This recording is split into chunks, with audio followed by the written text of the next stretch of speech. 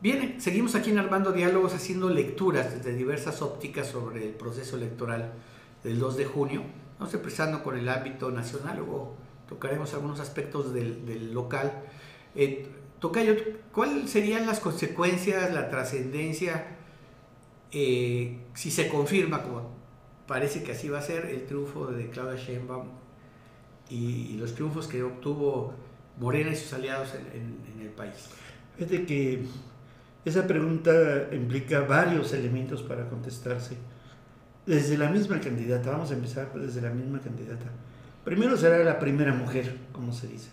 Claro, siempre se estuvo presente que iba a ser una primera mujer, ya sea Xóchitl o sea Claudia.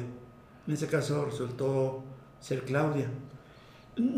Es, como dicen, en el año 1824, con Vicente Guerrero, fue el primer presidente mexicano, hace 200 años. Así es. Y de 200 años para acá, Sheinbaum resulta que es la primera mujer.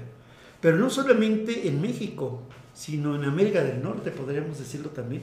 Porque Estados Unidos no ha tenido ninguna presidenta, ni Canadá ha tenido ninguna presidenta. Dirían las feministas, es el patriarcado, ¿no? Sí, Entonces, así es. Digamos, Estados Unidos ha tenido a Barack Obama, que le llamaban el coco, ¿no? Sí. Porque era oscuro por fuera, pero blanco por dentro. Y Clinton, fíjate que se hicieron encuestas y no hubo muchos norteamericanos que quisieran ser gobernados por una mujer, por Hillary Clinton, fíjate. Así es. Y ahí te va, ya en un análisis de una de las mejores encuestas bien hechas en este proceso electoral, resulta que las mujeres, la mayoría de las mujeres no votó por Sheinbaum. Se habla de que de los votos que obtuvo Sheinbaum, solamente el 46% fueron de mujeres. Y los hombres fueron la mayoría, fíjate. Bueno, un poquito arriba. Entonces está interesante, ¿no? Sí. Eso, hay que echarle ahí psicología sí, hay que freudiana y decir que si los hombres estaremos buscando una mamá hasta cierto punto. Sí. La otra rasgo característico de Claudia es que, fíjate, que no procede de ninguna forma partidaria del pasado. Es decir, sobre todo del PRI, no ha chapulineado, no viene del PRI, ni del PAN, ni del PRD. Del PRD sí, de alguna manera, ¿no? Bueno, de alguna manera vienen. Sí, del PRD, pero fíjate que sí, lo que sí es importante es el dato, es que no viene del PRI. Tú ves a todos los grandes líderes, de hecho ya votó por Ifigenia, en la votación de Ifigenia Martínez. Ya venía del PRI, rompió con el PRI junto con Cuauhtémoc Cárdenas y Porfirio Muñoz Ledo, que venían del PRI. Mismo López Obrador estuvo militando algunos meses en el PRI, pero Claudia sí viene de las izquierdas. La otra cosa es eso, de que viene estrictamente de las izquierdas y su militancia empieza en el ámbito universitario. Y fíjate que es importante porque ella, siendo muy jovencita, viene de esa tradición universitaria.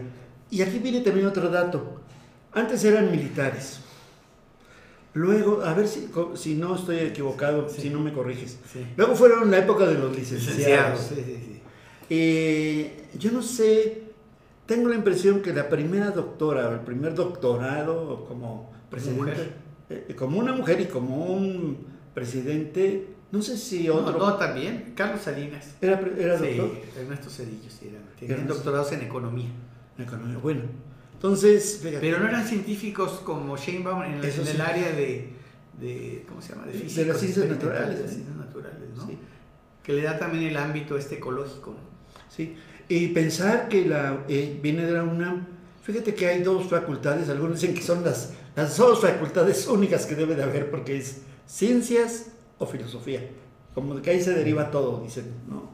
Y curiosamente, tanto en ciencias como en filosofía, es donde viene la gente como más radical, como más preparada además. Y bueno, en los debates hasta cierto punto pues se vio ese sentido que implica un pensamiento racional, un pensamiento no mágico en el sentido de que van a llegar angelitos y que te van a resolver el problema, sino que hay una racionalidad interesante. Entonces, esas son las características. La otra característica es que es una especie como de añadido. México tiene una gran influencia en todo Latinoamérica, que a veces uno no lo evalúa muy bien. Es cierto, creo que en Argentina ya hubo una presidenta, es cierto que en Chile también ya hubo Bachelet, otra presidenta, pero vas a ver que esto va a ser también como algo que encienda la pradera de... Brasil también, acuérdate. Está Brasil, ¿verdad? Brasil, Chile y Argentina. Sí. Sí. Son las tres mujeres en de izquierdas, las tres, por cierto. Así es, Vilma en Brasil, Bachelet en Chile y Cristina Kirchner de Argentina. Así es. Y esta será la primera en México, así que, o en América del Norte. América del Norte. Bueno, entonces esto también da algo muy interesante porque México se está convirtiendo o se ha convertido en una imagen como muy, ¿cómo se llama? Ejemplar, digamos, o digna de seguir. La otra cosa es que nunca se ha dado, nunca nadie, ningún aspirante a presidente ha tenido una votación tan copiosa. Ni siquiera el mismo López Obrador en la elección del 18 tiene tantos votos como ahora los tiene Claudia Sheinbaum. Entonces, ese es un dato también interesante. Y la otra es que tiene como un camino pavimentado, pero no resuelto. Sí, quién sabe hacia dónde va. O sea, sí se sabe, pero ¿cómo decirlo? Tiene retos de cómo superar la imagen del presidente, ¿no? Que acaba con un 60 y tantos % a favor, ¿no? Es decir, la imagen de López Obrador ya sabemos que no le gusta a una gran porción de la sociedad, pero hay otra mayoría que lo quiere, que lo aclama, pero que también a nivel internacional tiene un gran reconocimiento y esa es parte también de su reto como presidenta, ¿no? Así es. Y darle continuidad, sobre todo porque se le da un cheque en blanco donde le crees todo. Por ejemplo, se había convocado a la idea del plan A, B y C. Se fueron cambiando las posibilidades y finalmente dijeron todo por el plan C, que significaba votar parejo Moreno. Yo creo que a nadie en estas últimas temporadas en la historia le han dado tanto un cheque tan en blanco, como diciendo, va todo mi resto. Yo creo que esas son hasta cierto punto las características y en parte ya los primeros retos que tiene Claudia, ¿no? Sí, ahora ya como estamos hablando ya en esos términos de la presidencia de Claudia, habría que decir, es mi opinión muy particular, que va a haber impugnaciones al proceso electoral, va a haber, que también yo lo siento que es una especie como también de desahogo, de decir, bueno, esto fue una victoria muy aplastante, pero hubo irregularidad, y está bien, ¿no?, que se resuelvan y se atiendan todas las dudas que se den. Yo veo muy difícil que se pueda modificar el resultado, sí. Y en ese sentido yo siento que la oposición que pierde en esta elección debe hacer un análisis muy frío, muy comprensivo de por qué la gente, la gran parte de la gente votó de esa manera y con esa contundencia, porque finalmente decía Raimundo Riva Palacio, un periodista que estuvo por cierto en la mesa de Televisa el día de la elección, Premio Nacional, dos años de periodismo, 2 veces de periodismo nacional, y muy crítico y muy confrontado con López Obrador, pero dice que esta fue una elección también bicéfala, es decir, no solamente fue darle el triunfo a Claudia Sheinbaum, sino es también una especie como que la gente dijo, en el 2018 la gente votó por López Obrador porque estaban hartos de lo que había pasado y dijeron, no la vamos a jugar con Andrés Manuel. Así es. Ya pasaron casi 6 años, 5 años. Y entonces, ¿qué es qué fue esta votación?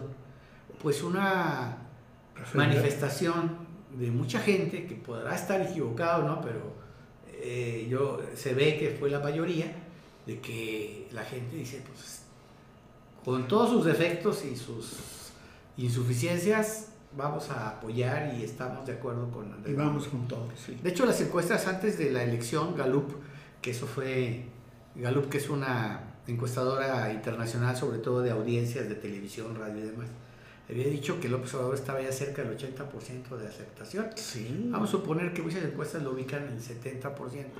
Claudia Sheinbaum no llegó al 70%, no. pero en la elección no, está en un 60%, vamos a decirlo así.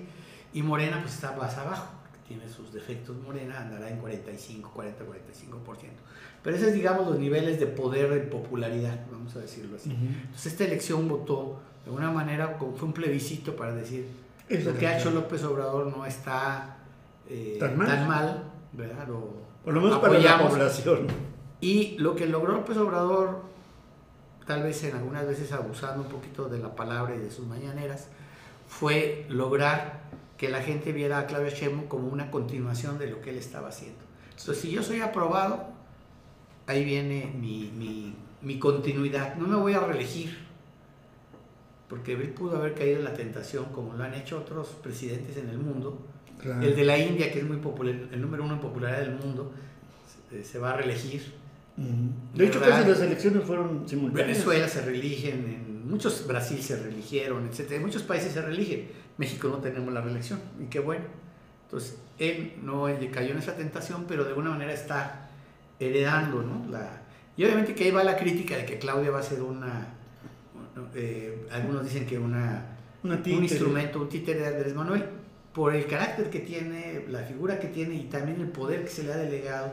Y cuando tú ya estás ejerciendo el poder como presidenta de la República, pues ella va a tener que asumir la responsabilidad y le va a dar seguramente continuidad a muchas cosas, pero también va a tener sus matices y sus cambios, ¿verdad? De hecho, el mismo López Obrador en las mañaneras ha dicho que él sabe que Claudia va a tener y tiene que hacer cambios. Sí. Ahora, también, a propósito de todo lo que dices, también es muy importante cómo el relevo se hace, digamos, como si transferiera el poder también directamente López Obrador a ella. Siempre la recomienda como que es una mujer muy capaz, más estudiada incluso que él, con mucha determinación, con mucha honestidad, que su fuerza es cumplir los proyectos, que tiene una gran disciplina también de trabajo. Va a ser una sorpresa para nosotros ver cómo va a gobernar, todavía no lo sabemos. Y de hecho ya empezaron a tener algunas de las circunstancias, lo vamos a comentar en el próximo momento, vamos a hacer un pequeño corte, pero hay ciertos retos que ya se tienen que asumir, ya se han empezado a tomar decisiones estratégicas que tienen que ver con el futuro de México, que es importante comentar. Regresamos en un momento aquí, Armando Diálogos. Muy bien.